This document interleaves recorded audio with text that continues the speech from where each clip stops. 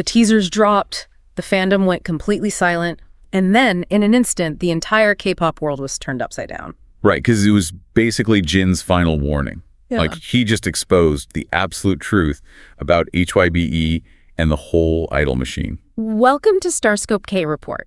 Join us as we ride the Hallyu wave, uncovering the biggest K-pop comebacks, shocking industry controversies, and major K-drama updates.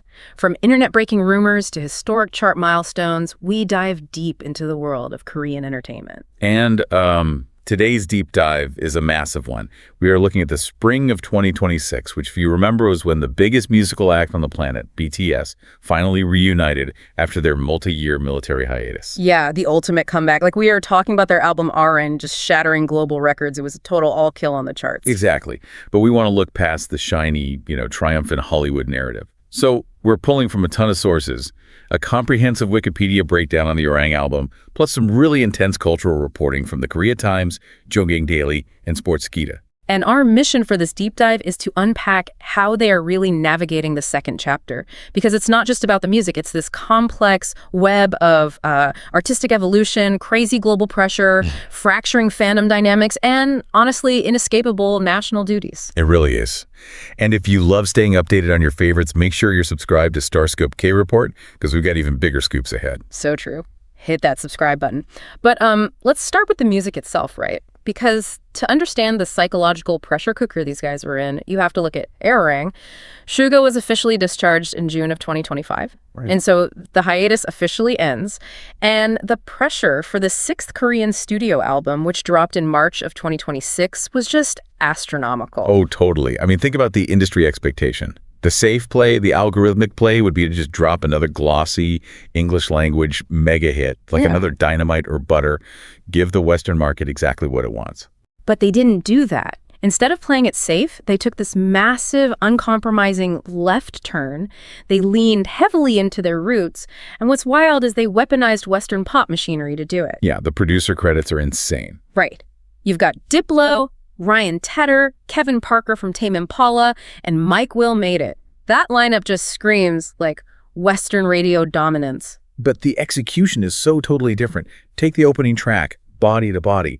They have Diplo building this heavy, abrasive beat around a sample of the traditional Korean folk song Arirang. Wow. Yeah, and it utilizes historic vocal samples and traditional Korean percussion. They are setting the terms of engagement from the very first second. And it gets even deeper with the track Aliens, which Mike Will Made It co-produced. It has this killer 80s hip-hop groove, but the lyrics are entirely about Kim Goo. Which is a massive flex. It really is. Because, for those who might not know, Kim Goo was a core leader of the Korean independence movement during the Japanese occupation in the late 19th and early 20th centuries. Right. And his whole philosophy was that Korea's true strength should come from the power of its culture. He basically predicted the Hallyu wave a century ago. It's mind-blowing. By invoking his name on an album with American heavyweights, they're basically saying, we are the manifestation of Kim Goo's dream. Exactly. But okay, the most audacious moment on the album, the thing that literally made me stop checking my phone and just stare at Spotify, is track number 6. Oh, No, 29. Yes, it's titled No 29, and it's not even a song. It is literally just a field recording of the Bell of King Songdeok, which is the 29th national treasure of South Korea. It's literally just the sound of a bell ringing. For exactly 1 minute and 38 seconds, because, as RM pointed out, that is the exact duration the bell vibrates when it's struck. What does it mean for a group of this magnitude to use their comeback to feature a 19th century independence leader and an ancient bell? It's the ultimate soft power flex. They aren't conforming to Western pop. They are making Western audiences conform to Korean history. Yeah. And it completely worked. Oh, the numbers are staggering. Unprecedented. We are talking 4.2 million copies sold in Korea in the first week. It debuted at #1 on the U.S. Billboard 200 with 641,000 units. And the marketing was crazy. They partnered with Google for that global scavenger hunt where a little blue ship in a bottle would pop up. Spotify did the Swimside campaign. And that Gwanghwamun Square concert, streaming exclusively on Netflix to 18.4 million viewers. Their visuals were absolutely insane. But wait till you hear what netizens uncovered next, because that's not even the wildest part of this comeback. Behind all this triumphant music, there was a really dark reality. Yeah, the contrast is super jarring. You can hear it on the album, too. Like the track Normal dealing with the exhaustion of public remarks or merry-go-round about feeling trapped. Right, because the post-discharge period was incredibly rocky. You'd think the fandom would just be celebrating, like the guys did their time, let's be happy. But K-Nets and international fans were intensely policing them. The parasocial dynamic was out of control. Let's talk about the Love Your W 2025 charity gala in October. RM, J-Hope, and V attend this breast cancer awareness event. Good cause, right? You'd think. But the backlash was brutal. Exactly. Fans criticized them because the event had a flashy party atmosphere, so these grown men were fiercely reprimanded by their own fans just for being in a room that didn't match the fandom's tone expectations. And then the dating rumors hit the Maknae line. Jungkook gets linked to aespa's Winter because netizens spotted matching tattoos and overlapping fashion. And the reaction wasn't just gossip. Fans literally hired protest trucks to drive around HYBE's headquarters, accusing them of fan deception. And Jimin faced the same witch hunt.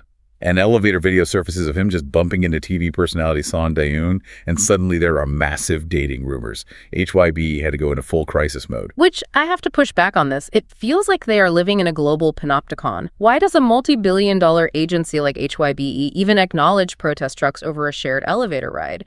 Aren't they validating this toxic behavior? Well, yeah, logically they are. But financially, the idol industry operates like open source software. Fans invest so much money and time that they feel they hold equity.